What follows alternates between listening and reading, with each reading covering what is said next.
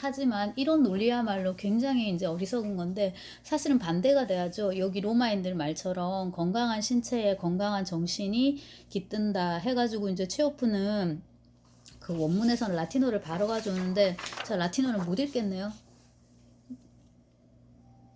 자, 그 자료에 있습니다. 여러분 올려드린 이제 이렇게 얘기를 하는데 도스토옙스키만 읽어도 이게 우리가 막 동화돼요. 아, 그렇지 역시. 물론 이제 이게 어리석은 줄 알지만 그 라스콜리니코프가 막 나폴레옹에 대해서 그렇게 탐닉할 때는 그래도 우리가 동화되는 측면이 있어요. 우리 역시 인생의 한 시절에는 이제 그런 꿈에 탐닉하기도 했었고 이런데 체홉은 말하자면 세계 몰락 이후에 이제 펼쳐지는 그런 세계를 다루고 있는 작가이기 때문에 특히나 이 검은 수사를 보면 더 그렇습니다. 이제 꼬부리는 계속 그 생각을 하면서 이제 자기가 이제 천재이고 뭐고 되게 대단하다라는 식으로 이제 이야기를 하고 그거를 이제 검은 수사하고 그런 식의 내용을 주고받으면서 자신의 막 허영을 만족시키고 있거든요. 근데 사실 이 두 사람이 이런 얘기를 하고 있는 것은 그 도스옙스키가 까라마조프가의 형제들이나 그 전에 제화벌을 썼을 때 그런 시공간이 아니에요. 그러니까 도스옙스키는 19세기 후반 러시아 리얼리즘을 대표하는 작가지만 도스옙스키가 그려낸 세계는 굉장히 조건적인 세계고 특히 이제 그 까라마조프가의 형제들에서 대신문가는 그 자체로 완전히 판타지 텍스트란 말이에요.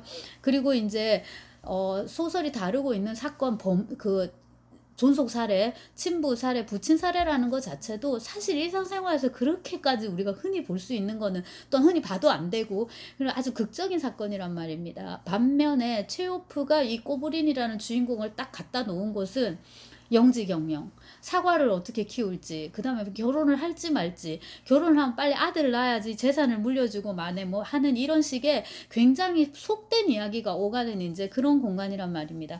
이거 자체가 이미 이제 이런 천재론, 영웅, 뭐 주인공 뭐 이런 것들, 광기의 축복 이런 식의 이제 그 낭만적인 주제에 대한 희화라고 일단 볼 수 있을 것 같고요.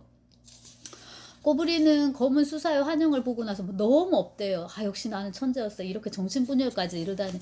그래가지고 이제 청은 너무 따냐가 이뻐 보이는 거예요. 너무 얘가 기뻐하고 막 이러니까 따냐까지 오히려 놀라워할 정도인데 어쨌거나 이제 따냐한테 청혼을 하게 되고 둘은 이제 결혼을 하게 됩니다. 근데 이제 계속 꼬부리는 이런 식의 상태가 되고 밥을 먹든가 뭐 이렇게 소파에 앉아 있든가 이러는데 갑자기 꼬부리니 혼자서 이렇게 허공을 보고서 뭐라 이야기를 하는 거예요.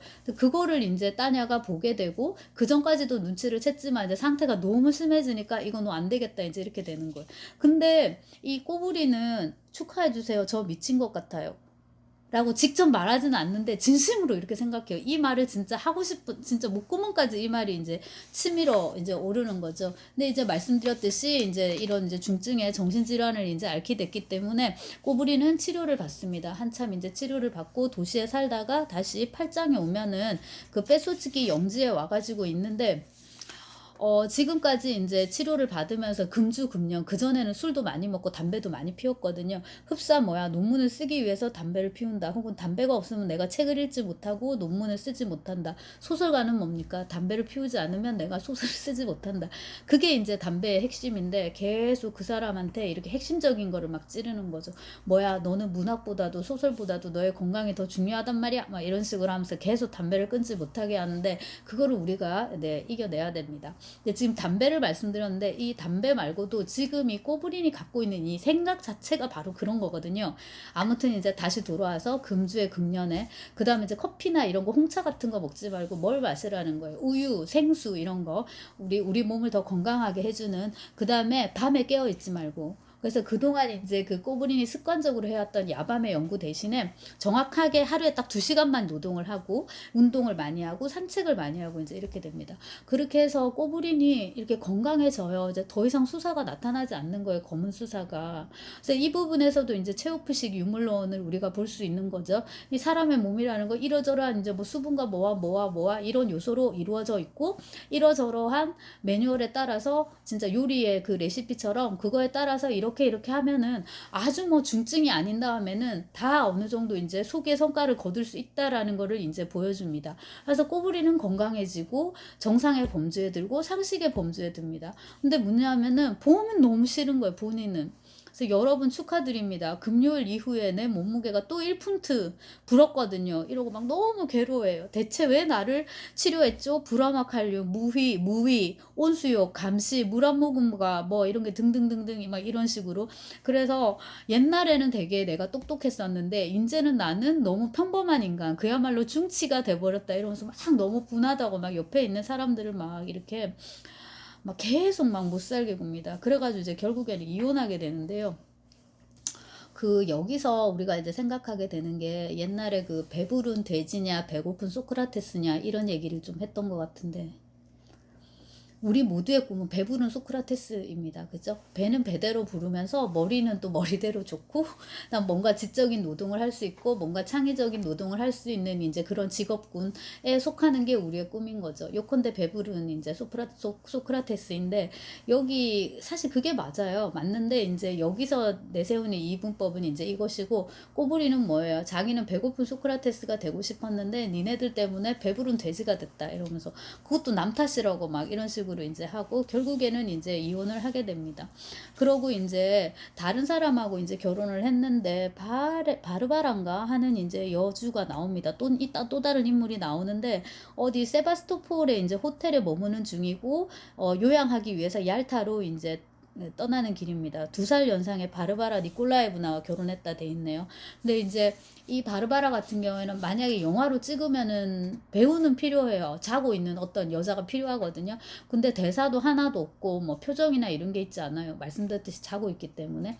근데 이제 그런 상황에서 이 따냐가 보내온 이제 편지를 읽습니다. 그 편지는 완전 욕이거든요. 아버지가 돌아가셨다. 아버지와 나는 당신이 진짜 천재인 줄, 되게 대단한 사람인 줄 알았는데 당신은 그냥 뭐였을 뿐이다. 막 이런 식으로 막 원망하는 그런 내용으로 가득 차 있습니다. 그러고 이제 이 꼬부린도 막 속상하고 이러니까는 마음을 이제 다스리기 위해서 깐스펙트, 그 자기 개요가 적힌 공책을 이제 봅니다. 공부하는 거 이제 그거를 봅니다. 이 부분 제가 되게 좋아하는데, 그게 이제 그를 세상사의 덧없음에 대한 사색으로 이제 이끌어가는 거죠. 그 내용이 뭐냐면, 그는 인생이란 그것이 인간에게 줄 수 있는 저 하찮거나 극히 평범한 행복을 대가로 얼마나 많은 것을 가져가는가에 대해 생각했다. 앞서 이제 말씀드린 그 나무 딸기 있죠. 구즈베리의 그 주인공 니콜라이를 생각하시면 될 것 같은데요. 근데 이제 형이 얘기해 주는 거니까, 동생 얘기를 들려주니까 되게 따사로운 얘기였죠. 요것은 조금 다릅니다. 예를 들어 40즈음의 강좌 하나를 얻기 위해, 평범한 교수가 되기 위해 시들하고 지루하고 힘겨운 언어로 평범한, 그것도 남의 사상을 늘어놓기 위해, 한마디로 중치학자의 지위를 획득하기 위해 꼬부리는 15년 동안 공부하고 밤낮 없이 일하고 위중한 정신병을 앓고 결혼생활 파탄나고 기억하지 않는 편이 더 유쾌할 법한 온갖 바보짓과 옳지 못한 일을 많이 저질러야 했다. 꼬부리는 이제 자기가 중치라는 것을 분명히 의식했으며 그의 생각으로 사람은 누구나 자신의 모습 그대로에 만족해야 했기 때문에 이 사실을 기꺼이 받아들였다. 이렇게 이제 그 요즘식으로 하자면 진짜 50살의 교수가 되기 위해, 그것도 어디 저기 지방대처럼 어떻게 교수가 되기 위해, 그나마도 너무 힘든데 그렇게 해서 교수라도 되면 되는데 마침 됐는데 뭐 췌장암 말기 이래가지고 그냥 한 달 뒤에 죽어버리는 이런 그림입니다. 왜냐하면 그 다음 스토리가 갑자기 이거를 생각하고 난 꼬부린 앞에 회오리가 불면서 검은 수사가 딱 하고 나타나요. 그러면서 야 아니야, 너 중치 아니야, 너는 천재인데 너 왜 내 말 안 믿었어, 네가 천재라고 내가 그렇게 얘기해줬잖아 이러는데, 꼬부린이 뭐라 말을 하려고 하는데 캑 하면서 이제 가슴팍에서 피가 막 목구멍으로 치솟아 오릅니다.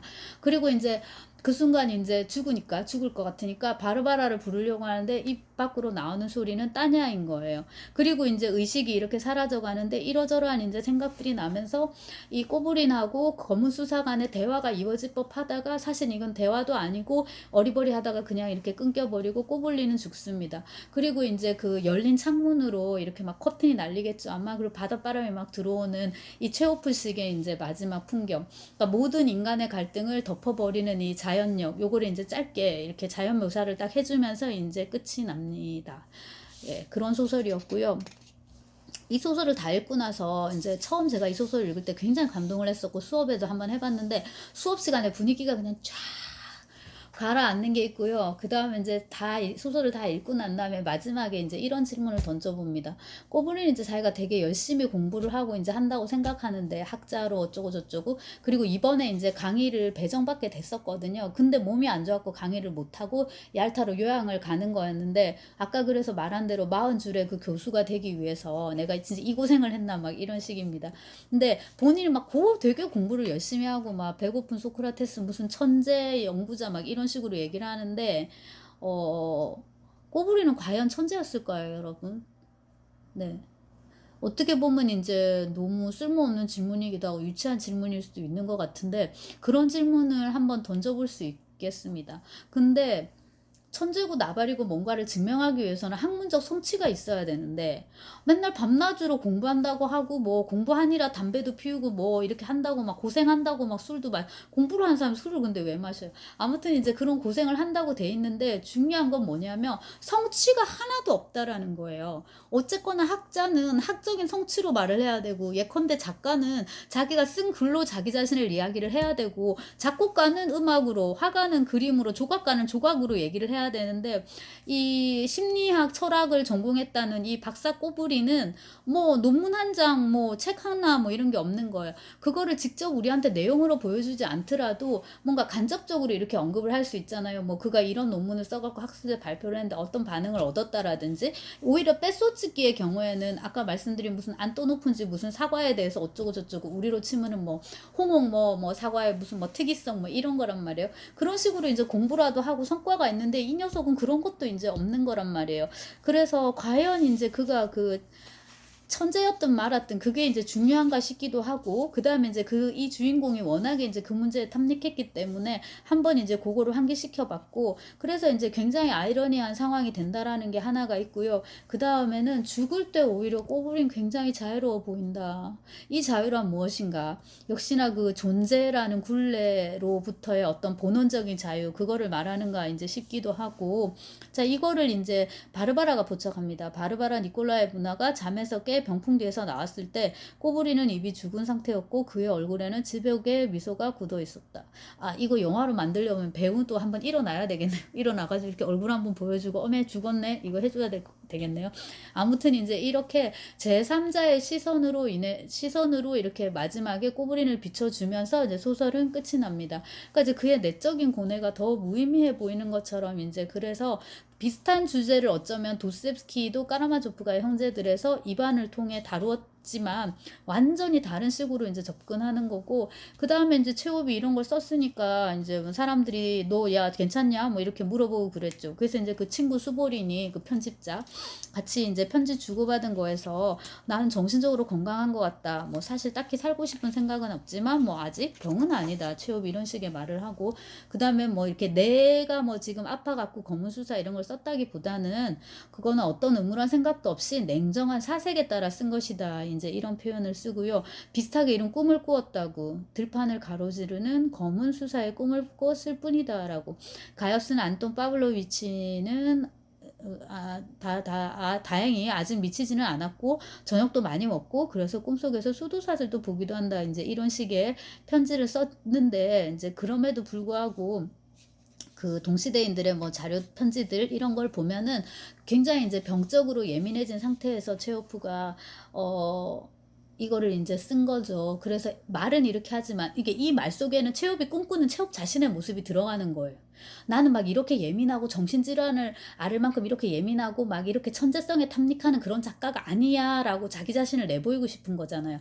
그럼에도 불구하고 이 검은수사라는 작품을 보면은 아, 역시 체오프도 이렇구나라는 이제 생각을 하게 되는 게 분명히 있어요. 그래서 이제 저는 체옵의 어떤 이면, 그 다음에 이제 보통 체옵의 대표작들에서는 느낄 수 없는 지식인으로서의 체옵의 고뇌, 절망, 좌절, 그 다음에 이제 천재성이나 이런 것에 대한 상념, 탐닉이라고 하긴 좀 그렇지만 그런 상념이 없었던 건 아니죠. 그런 걸 생각하고 반성하고 그런 것들이 이제 느껴져서 여러분들이 시간이 되면 한 번쯤 들춰봤으면 좋겠다라는 생각을 해봅니다.